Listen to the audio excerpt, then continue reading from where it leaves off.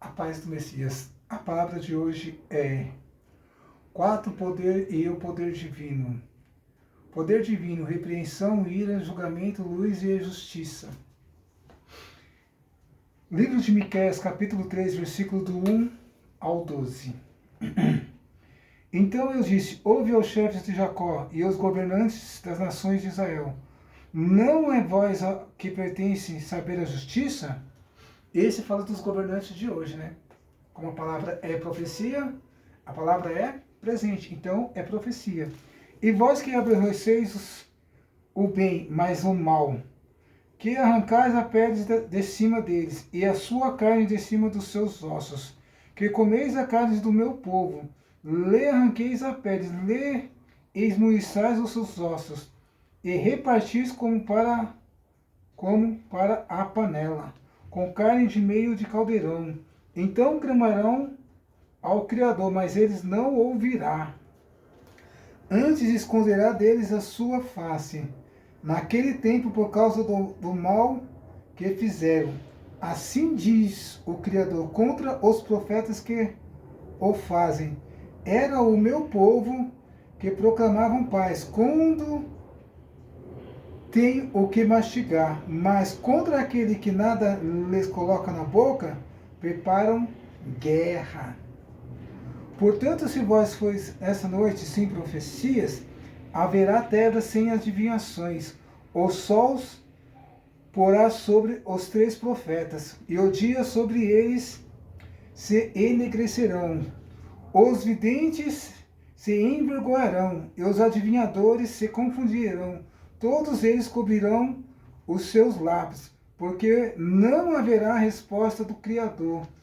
Quando a mim, porém, eu estou cheio de poder, do Espírito do Criador, cheio de justiças e de forças, para anunciar a Jacó a sua transgressão, ó Israel, o seu pecado.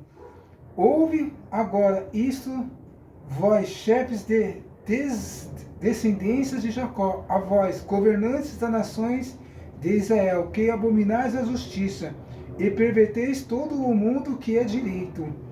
Indificado a Sião, como segue Jerusalém com perversidade, aos chefes das sentenças por suborno, e os seus sacerdotes ensinam por interesse, e os seus profetas adivinham, ainda se apoiam ao Criador, dizendo: não estará o Criador no meio de nós? Nenhum mal sobrevirá. Portanto, por causa de vós, Sião será lavrada como um campo, Jerusalém tornará em montanhas de pedras, e o monte desse templo nunca numa colina coberta de manto. Miqueias, capítulo 7, versículo 3, 6, 8 e 9. Versículo 3. Assim é mão dos dirigentes o mal, governantes exigem condenação, o juiz aceita suborno, a grande falha da corrupção da sua alma. Versículo 6. Pais e filhos desprezam os filhos se levantam contra a sua mãe, a nora contra o seu sogro, os inimigos do homem são da sua própria casa. Versículo 7. E eu, porém, confiarei no Criador, e esperarei no Criador da minha salvação. O meu Pai me ouvirá, o inimigo da minha mão não te alegrará. E ao meu respeito, ainda que eu tenha caído, eu me levantarei. Se morar nas trevas do Criador, será a minha luz. Sobrevivereis à ira do Criador, porque pequei contra ele, até que julgue a minha causa. E execute o meu direito. Ele me trará a luz e eu virei a sua justiça. Observe aqui nesses textos o qual eu li, Miqueias capítulo 3, versículo do 1 ao 12, fala de poder. Miqueias capítulo 7, versículo 3, 6, 7, 8 e 9, fala de mais 2 tipos de poder. Miqueias capítulo 3, versículo 5. Assim diz, você que procura o profeta, os profetas da casa do Pai. Assim diz o Criador contra os profetas, e fazem o seu povo errar. Esses profetas proclamam paz quando não há paz. Proclamam na sua casa, vão na sua casa oferecer casas, carros, apartamentos, profecias que não condizem com as Sagradas Escrituras. Toda a profecia provém das Sagradas Escrituras, da palavra do Pai. O verdadeiro profeta, ele profetiza, ele traz a profecia e ele ensina a profecia. Mas o profeta de verdade, o Criador, ele faz todas essas coisas e o mais importante delas, ele realiza as profecias. Então, quando você quiser identificar um profeta, um falso profeta, são esses homens que profetizam para você sem ensinamento da profecia, sem ensinamento da palavra. Ou seja, toda a profecia que tem que estar na palavra. Você procura um profeta e o profeta te ensina mentiras. Miqueias capítulo 7, versículo 3. Assim as suas ações farão diligentemente o mal. Os governantes decidem condenação. O juiz, outro poder, aceita suborno. Suborno. E os governantes falam de corrupção da sua alma. Assim todos eles serão perturbados. Perturbado. Versículo 6. Pois o filho de... Aqui fala do quatro poderes. Família. Pois o filho despreza a filha, se levantará contra a sua mãe, a nora contra a sua sogra. Os inimigos do homem são da sua própria família. Capítulo 3, versículo 11. Os meus chefes dão sentenças de suborno aos seus sacerdotes, esses pastores que aceitam suborno, que aceitam dinheiro. Está escrito aqui, ó, os seus chefes das sentenças por suborno aos seus sacerdotes e ensinam por interesse. Miqueias, capítulo 3, versículo 11. Quantos pastores hoje estão ensinando através por dinheiro? E ainda estão ensinando mentira, estão ensinando engano. Você procura o profeta, ele profetiza o mau caminho. Você procura um juiz, o juiz ele aceita suborno. Você procura o sacerdote, ele mente, ele te engana e ensina por interesse. E ainda se estivessem ensinando a Sagrada Escritura, coisa que eles não estão fazendo, estão distorcendo a palavra, estão mentindo, estão te enganando por causa de dinheiro. Por causa de dinheiro. São esses pastores, são esses homens. Ah, e aí eles usam a expressão Mateus capítulo 7, versículo 1.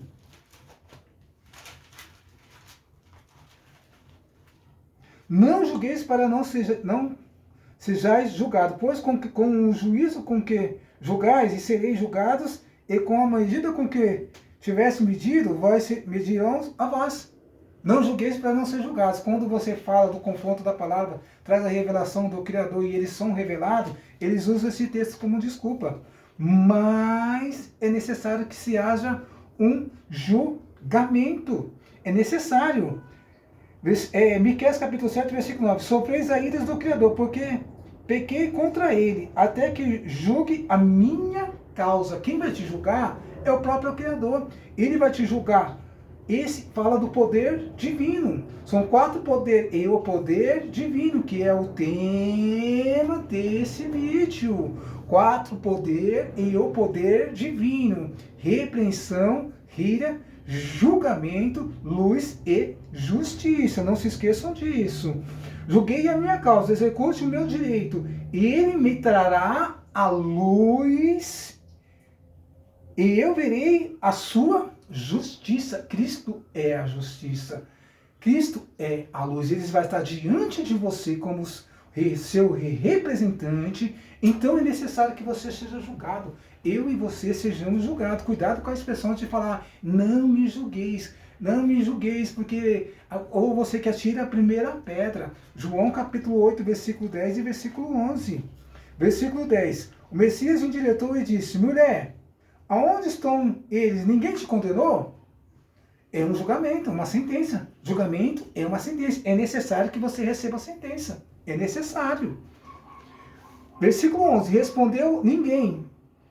A mulher respondeu, ninguém. E disse-lhe o Messias: nem eu também te condeno. Agora vá e abandona a sua vida de pecado. Cristo não mandou a mulher viver na prática do pecado, porque as pessoas usam a expressão de Mateus capítulo 7, versículo 1, não julgueis para não ser julgados. Ou aquele que tiver pecado, que atire a primeira pedra, como está aqui no livro de João, capítulo 8, versículo do 1 ao 10. E esses homens são covardes. Esses pastores que recebem dinheiro, passam a mão um nas cabeças dos outros. Quando o cara comete um adultério, você vai observar no texto. É sempre trazido na presença dos homens a mulher. Como está escrito aqui em João capítulo 8. Trouxeram uma mulher. Cristo observou e só viu a mulher. Já que essa mulher foi pega num ato de adultério, cadê o homem? Depois vocês leem o versículo. Depois vocês meditam no versículo. João capítulo 8, versículo do 1 ao 11. Ao 11, onde o Messias deu uma sentença. No versículo 10 ele fala: mulher, aonde estão eles? Ninguém te condenou? Uma condenação, era apedrejamento. Essa mulher ia ser apedrejada até a morte. Aí o Messias, aí ela respondeu: ninguém. Aí ele disse: nem eu também te condeno.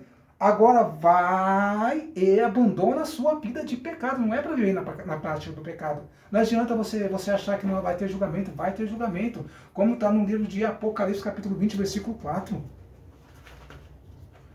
Apocalipse, capítulo 20. Vi também tronos. E os que se assentaram sobre ele, foi-lhe dado o poder de julgar. E vi as almas daqueles que foram degolados por causa do testemunho do Messias e pela palavra do Pai, que não adoraram a besta e nem a sua imagem, e não receberam sinal na sua testa, e nem nas suas mãos, e eles reviverão e reinarão com Cristo durante 1000 anos. Então é necessário que você receba uma sentença. Que sentença é essa? Se você fizer as obras do bem, aquele que não deve, não teme. Se você não tem nem nada para esconder de ninguém, você será julgado. E você irá receber a sentença do justo juiz. Você verá a luz, a glória do Pai e a justiça. Você não vai ver a repreensão, tem que vir sobre a sua vida. A ira do Criador vai vir. Ah, mas ela só dura um momento. Julgamento, é necessário o julgamento. A luz e a justiça em Cristo está diante de você, perante o Pai, intercedendo por mim e por você. Então é necessário que eu e você sejamos julgados. Cuidado com essa palavra que diz: não julgueis para não ser julgado. Você vai ser julgado, eu vou ser julgado. É necessário esse julgamento. Imagina você ser condenado sem você receber julgamento. Imagina você, eu vou para a cadeia, mas o que eu fiz? Ninguém diz o que você fez, o que você fez. Aí você vai lá para a cadeia, vai ser preso, por quê? Por qual motivo? Sem o julgamento. Então o julgamento, já que você não fez nada, você será julgado perante o juiz. O juiz vai, o promotor e o seu advogado vai te defender, o promotor não vai ter acusação contra apresentar contra você. E quando chega lá, a sentença do juiz vai falar assim: ó, não tem nenhuma prova contra fulano de tal, não tem nenhuma prova contra o homem ou contra a mulher. Então o juiz vai declarar inocente. Esse é o justo juiz. Você vai receber a luz e a justiça do Criador. Então eu e você seremos julgados. Cuidado com a expressão de você achar que não vai ser julgado. 2 Pedro capítulo 2, versículo 4.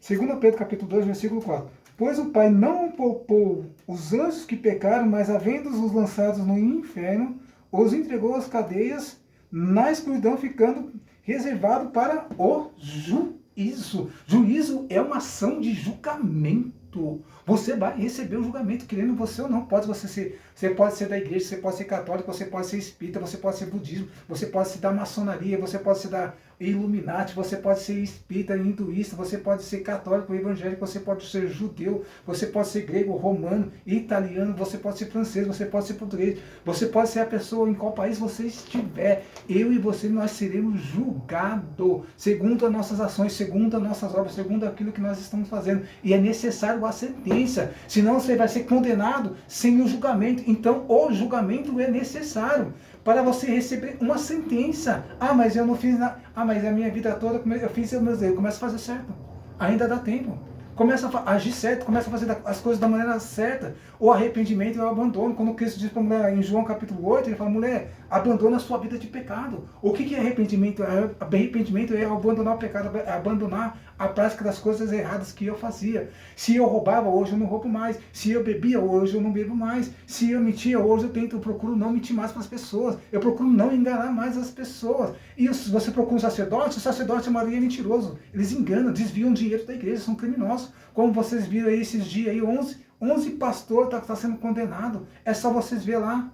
Da onde que são esses pastores? Não vou nem citar o nome da igreja, nem nome de lugar nenhum. Vocês vão ver isso na internet. Tá lá, 11 pastores. Imagina se eles fizessem uma investigação nas igrejas, nas denominações do Brasil, mais de 85% dos pastores seriam presos, porque são criminosos. Eles sonegam imposto, desviam dinheiro. Você observa as esposas dos pastores, que elas fazem prática com os dinheiros dos irmãos. Desvio de verba é crime. Isso eles não vão falar para vocês. Que eles catam o dinheiro deles, pega e investe nas suas esposas fazem cirurgia, faz prática, faz um monte de coisa. E os pastores compram um carro com esse dinheiro, compram casa, e eles são prósperos. É só pastor, você pode observar que nas igrejas só pastor que é próspero. Os membros da igreja, a maioria não é. Não é. Ou aquele que está do lado do pastor, né? Como a igreja é muito grande, tem uns que estão do lado do pastor, chamado panelinha, ou os bajuladores, puxa-saco, ou aqueles que são ou omisso ou participante. A Sagrada Escritura nos ensina uma coisa. Ou você é omisso, ou você é participante, ou você vai para a guerra.